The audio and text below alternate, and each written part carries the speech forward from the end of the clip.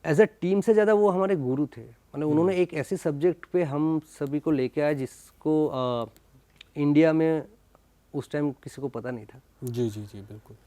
तो I think spiritually कहीं ना कहीं पे हमें डेफिनेटली गाइड कर रहे हैं और आपको करेंगे। गाइड कर रहे हैं। दो सवाल जो बहुत बड़े इस मूवी से, जो लोगों के मन में सबसे बड़े सवाल दो रहे होंगे। सबसे बड़ा इन्वेस्टिगेशन जो शायद उनके जो मूवी में दिखाया गया, सीरीज़ में दिखाया गया कि प्रोफेशनल करियर से पहले जो पर्सनल एक हॉस्टल में वो जाते हैं और वहाँ पर उनको कुछ फील होता है, कुछ दिखता है, जिसको लेकर कनेक्शन किया गया है उनकी डेथ से। आप लोगों ने वो एक्सपीरियंस किया या आप लोगों ने उसके ऊपर जानने की कोशिश करी कि वो क्या पावर थी? नहीं देखिए, वो जो स्टोरी है आप बता रहे हो वो आई थिंक ये हॉस्टल का तो आई थिंक 2009-10 से सन्नाटा या कुछ एक जगह हरियाणा या एचपी वहाँ पे गौरव सर ने किया था। बट बाकी का जो स्टोरीज है जो दिखाया गया वो creative liberty, you can say creative adaptation. So जैसे मैंने बोला, उनका जो स्टोरीज है वो उनके केस फाइल से ही लिया। So these are complete true events जिसको क्रिएटिवली अडेप्ट करके एक स्टोरी टेलिंग फॉर्मेट में उन्होंने with complete narrations, because timelines अगर आप देखोगे सबके अलग है। जैसे काफी सारे ऐसे केसेस है जो उन्होंने ओल्ड टीम के साथ किए थे जिसमें हम नहीं थे, काफी सारे केसेस हमारे साथ है जिसमें ओल्ड टीम नहीं था। सो सबको बैलेंस करने के लिए उन्होंने वैसे अडेप्ट किया जहाँ पे जो टाइमलाइन में हम प्रेजेंट थे। बिकॉज अगर क्रिएटिव लिवरेज नहीं लेंगे और जैसा हम एक्चुअली करते वैसे अगर दिखाएंगे तो वो डॉक्यूमेंट्री बन जाएगा। राइट, बट गौरव की तिवारी का सबसे खतरनाक, गौरव तिवारी की, सॉरी, राइट, पर गौरव तिवारी की लाइफ का सबसे डेंजरस कोई केस था तो वो कौन सा था? ठीक है, उन्होंने 6000 प्लस केसेस किए हैं, ठीक है। उसमें आपके नज़रिए में कौन सा एक केस? मुझे जो लगता है आई थिंक ऑस्ट्रेलिया के कुछ केसेस है जो रियली उन्होंने उनका जो कैप्चर है, हम तो इन्वेस्टिगेशन के एविडेंस के ऊपर हम ग्रेड करते कि ये इन्वेस्टिगेशन ए है, A+ है। उन्होंने जो कैप्चर किया था वो तारीफ़ काबिल, मतलब वो पैरानॉर्मल वर्ल्ड में वैसे कैप्चर बहुत कम होते हैं। I mean if you see, हमने वो डाला हुआ है, मैंने एक छोटी सी बच्ची एकदम आप प्रॉपरली देख सकते हो, एपरेशन, एक ब्लैक शेडो लीन कर रहा है, पूरा एकदम एपरेशन, और वो आपके साईफाई चैनल में वो हुआ भी था और उसके लिए बहुत सारे अप्रिशिएशन भी मिला गौरव सर को।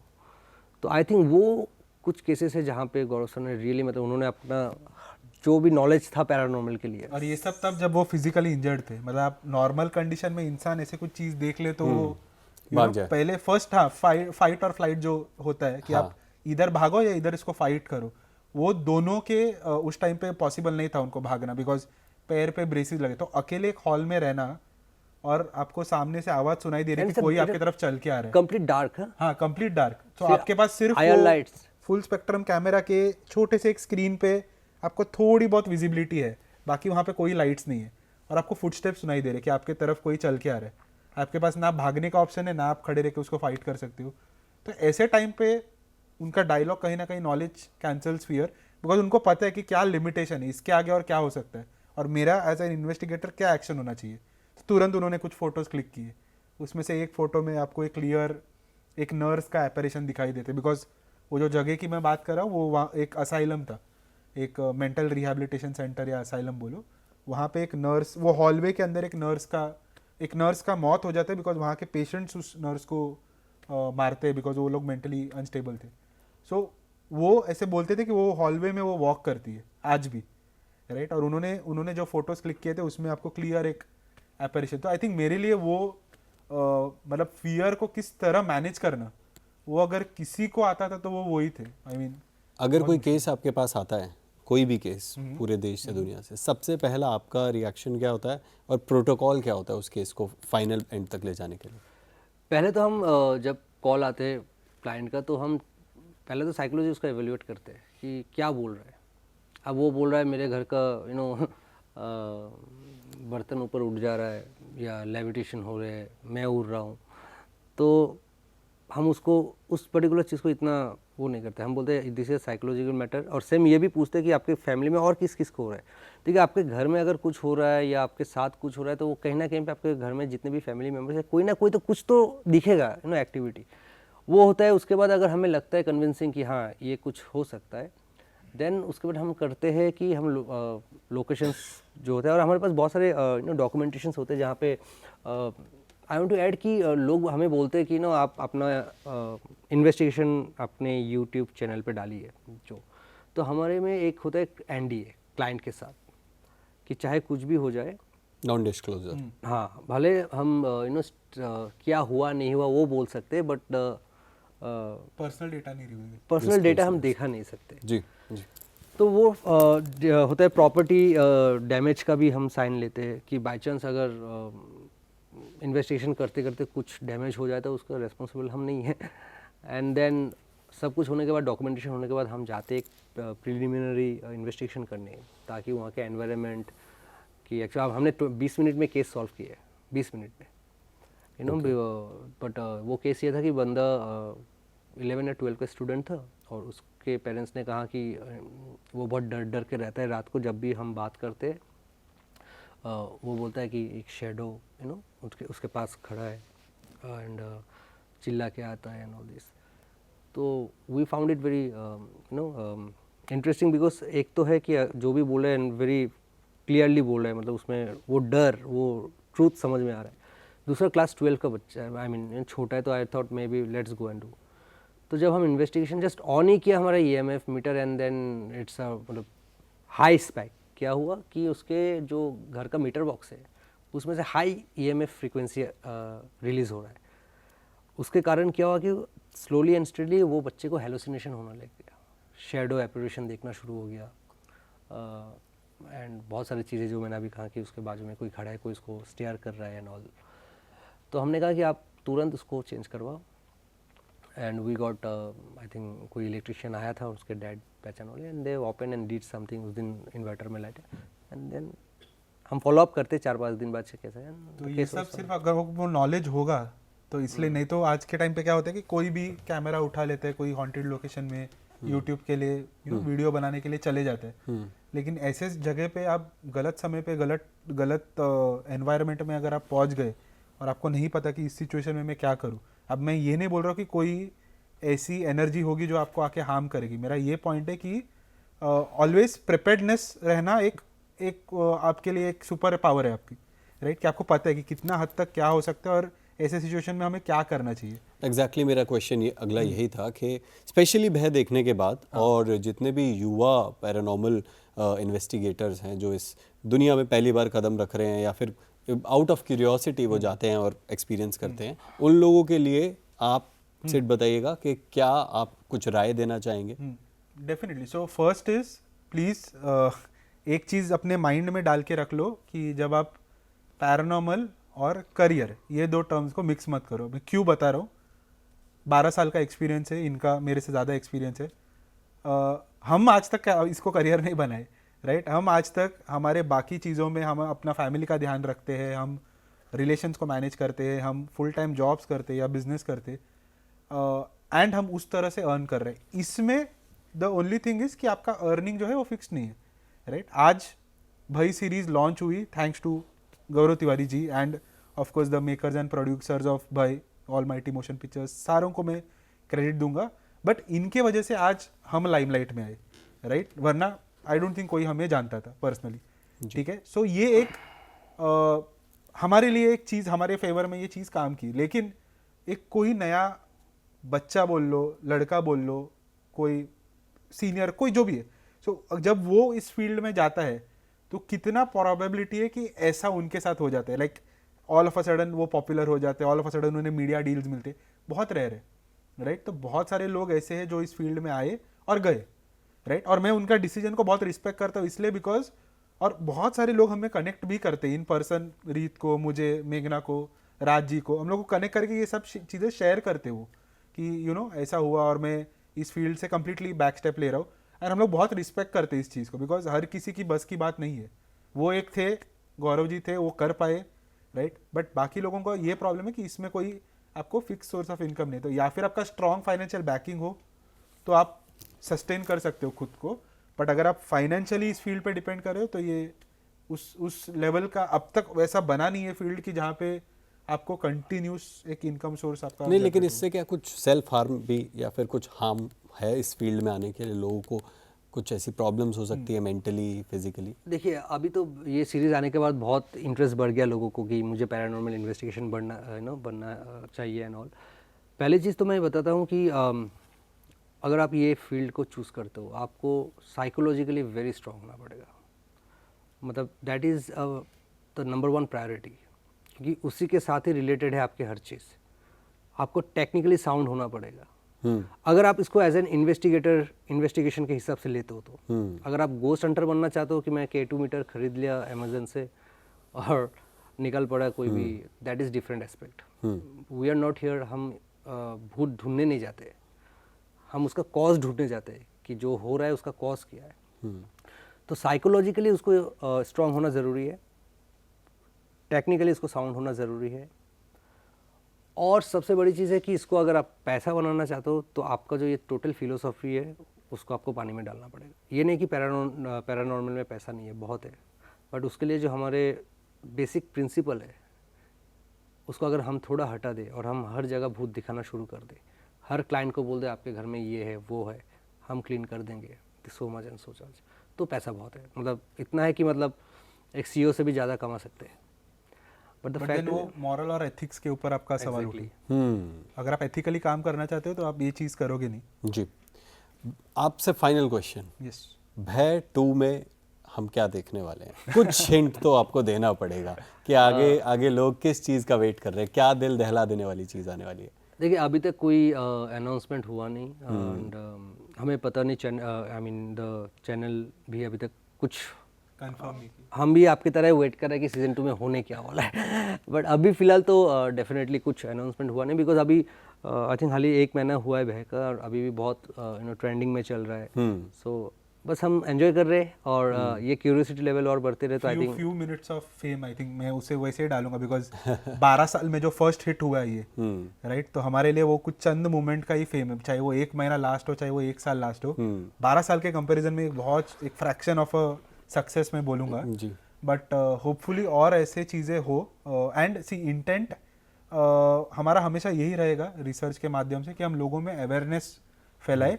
ये प्रोजेक्ट थोड़ा सा अलग था, अवेयरनेस अपने जगह, ये थोड़ा सा अवेयरनेस प्लस एंटरटेनमेंट भी था कि इतने साल हो चुके और गौरव जी को लोग कहीं ना कहीं क्यों हमने ये काम किया मैं बता रहा हूँ बिकॉज हम एक तो ऑफकोर्स हमारा एक अलग ही लगाव है उनसे और हम चाहते थे कि लोगों के जुबान पे और मन पर ये उनका नाम बने रहे, राइट, जो कुछ साल 10 साल पहले था और आज सेम वो एनवायरनमेंट देखे कहीं ना कहीं हम बहुत इस चीज़ और या ये कॉन्सेप्ट पे हम बहुत ही गर्व करते बिकॉज अगर ये नहीं होता तो आई थिंक और 1-2 साल में लोग कहीं ना कहीं वो एक हिस्ट्री बन जाता उनके लिए राइट। पर एक चीज़ अच्छा लगा कि अभी बहुत सारे रील्स बन रहे हैं इस पे, मैं जब देखता हूँ कि ये एक्चुअली गौरव सर का ड्रीम था कि ये जो अंधविश्वास वगैरह को साइड में रखे कोई साइंटिफिकली अप्रोच लेके अगर आगे बढ़े, तो अभी बहुत सारे रील्स बन रहे हैं जहाँ पे एक्चुअली लोग EMF मीटर लेके जा रहे हैं, बोल रहा है खुद का नाम एंड ट्राई, तो वो देख के मुझे अच्छा लगता है कहीं ना कहीं पे वो एक्चुअल पैरानॉर्मल इन्वेस्टिगेटर के ऊपर मतलब इन्वेस्टिगेशन के ऊपर जो इंटरेस्ट गौरव सर बनाना चाहता था इंडिया में, वो कहीं ना कहीं पे अभी धीरे धीरे बन रहा है, क्योंकि नहीं तो इतना मैसिव सक्सेस नहीं मिलता भाई को। Right. Thank you so much रे, thank you so much sir, आप दोनों आए, आपने बहुत सारी ऐसी इन्फॉर्मेशन हमें दी जो एक्चुअली में हम लोग बहुत क्यूरियस थे, मेरा पर्सनली तो मैं बहुत क्यूरियस था आप लोगों से बात करने के लिए, और बहुत सारे लोग जानना चाहते थे कि भय असल किरदार जो भय में निभा रहे थे, जिन्होंने ये सारी पैरानॉर्मल एक्टिविटीज़ इन्वेस्टिगेशंस खुद करी, स्पेशली गौरव तिवारी, कौन था ये शख्स, क्या इसका काम था, वो रहस्यमयी जीवन, रहस्यमयी मौत और 6000 paranormal investigation cases. Thank you so much, आपने बहुत सारी बातें हमें बताई। आप लोग ये इंटरव्यू रिवाइंड में भी देख सकते हैं, चैनल को सब्सक्राइब कर सकते हैं, लाइक कर सकते हैं, वीडियो को भी लाइक कर सकते हैं। इस वीडियो को देखने के बाद अगर आपके मन में कोई सवाल आता है या फिर कोई भी आपका एक्सपीरियंस आप अब हमारे साथ शेयर करना चाहते हैं तो निश्चिंत होकर कमेंट करिए और हमारे चैनल को देखते रहिए। बाकी देश दुनिया की खबरों के लिए देखते रहिए इंडिया टीवी।